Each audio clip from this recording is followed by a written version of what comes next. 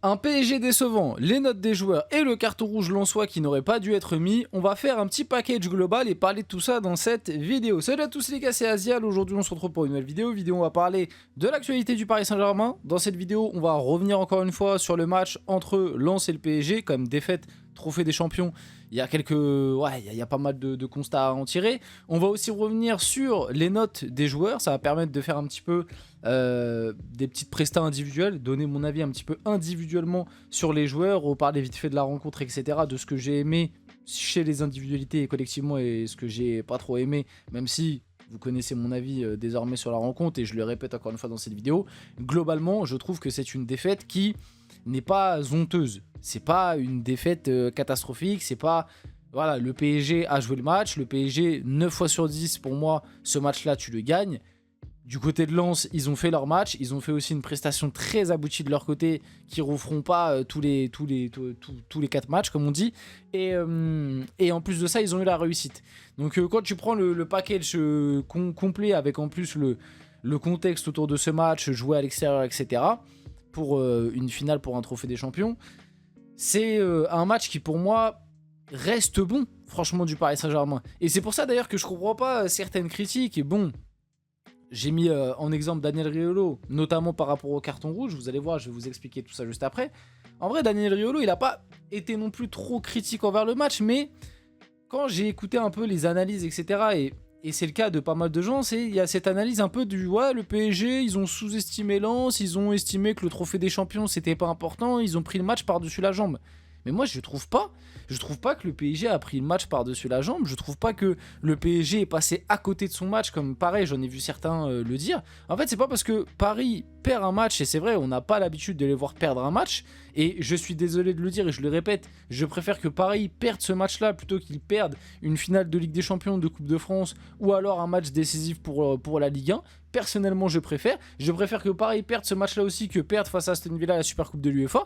C'est mon avis, je préfère voir le PSG gagner la Super Coupe de l'UEFA, chose qui avait été remportée une fois avant du coup la deuxième, il y a à peine quelques jours, plutôt que voir le PSG remporter un 18e trophée des champions. Je sais plus on en a gagné combien, mais je crois en plus c'est vraiment, je crois qu'en plus on a vraiment gagné, non c'est Arsenal qui a gagné 18 Community Shield.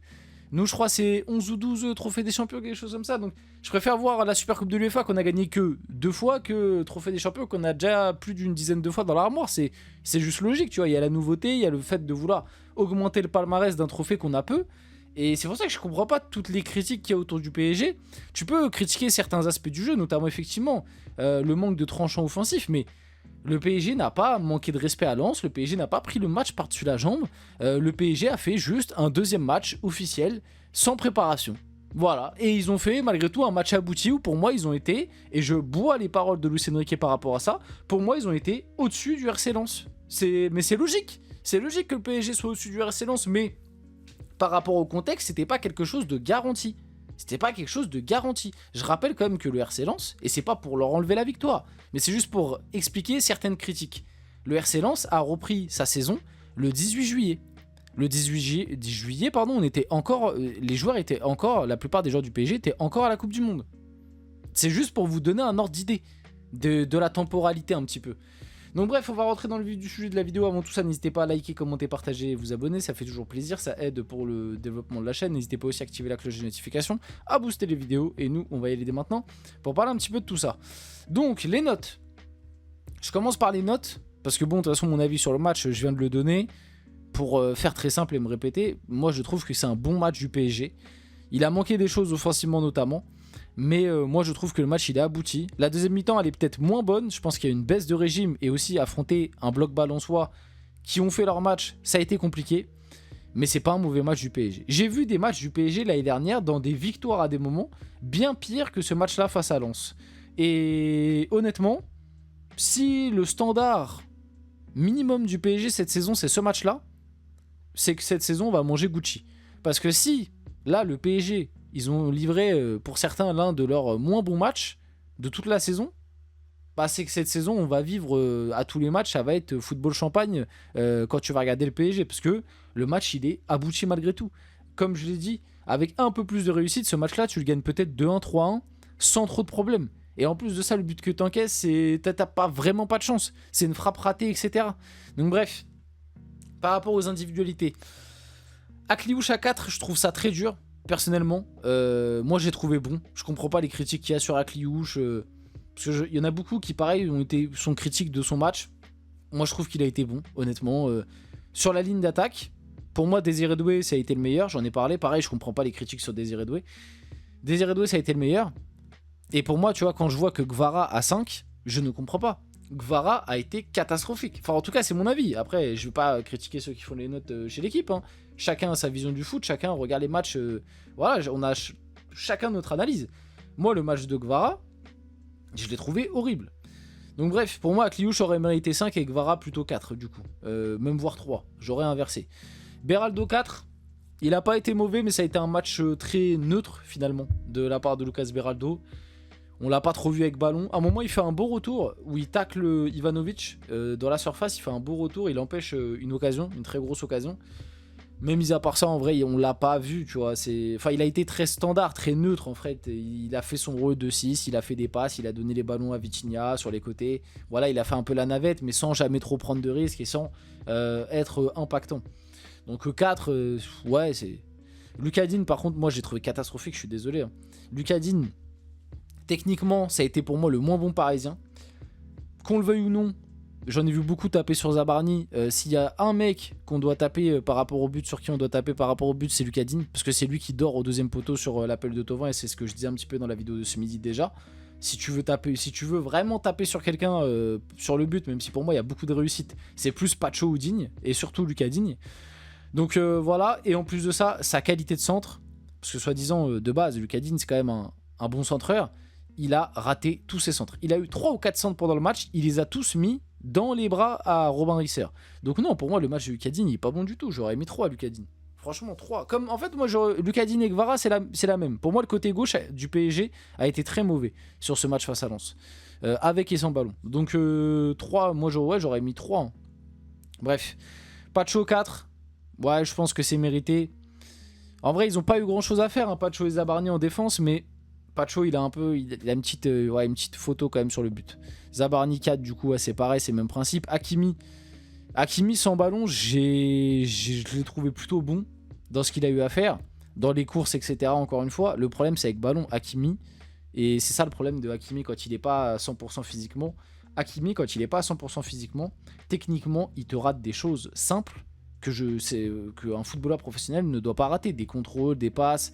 Même il sent pas le jeu, il y a des moments il a des boulevards où le Hakimi pleine forme, il peut accélérer et larguer son vis-à-vis, il le fait pas. Donc voilà. Luis Enrique 5. Bon, je vais pas développer plus par rapport à Luis Enrique. Guevara, j'en ai déjà parlé. Warren Zaïre-Emery 5, la moyenne, oui effectivement. Il a fait son taf, il a fait son boulot de récup. Pareil, il a pas pris trop de risques avec ballon, mais oui, Warren 5, c'est pas choquant. Matvei Safonov 5, il a rien eu à faire le pauvre, hein. Tu peux rien lui reprocher sur le but et après sur le reste du match il a rien à faire. Et Vitinha et Désiré Doué, Vitinha je l'aurais mis à 5 aussi pour moi, j'aurais pas mis à 6 et pour moi Désiré Doué à 6, le meilleur joueur du match, j'en ai déjà parlé. Daniel Riolo, du coup on en vient à lui, la faute de Kylian Antonio sur Akliouche ne mérite pas un rouge, on ne peut pas tomber dans un automatisme crétin dès que l'on voit l'image du pied au-dessus de la cheville. On arrive quand même à m'expliquer que cette faute là, bah vous du coup vous allez pas voir l'image de la faute, mais de toute façon vas-y, vous avez pas besoin d'image, en vrai vous voyez tous la faute d'Akliouche parce qu'il y a mon personnage qui va déranger, mais on arrive à me dire que sur cette faute là il y a pas rouge quoi. Heureusement, selon l'ex-arbitre Saïd N, bon après Saïd N Jimmy, je crois que c'est comme ça que ça se dit. Après, je me rappelle très bien de cet arbitre à l'époque, je le trouvais pas très très bon quand il arbitrait. Mais bon.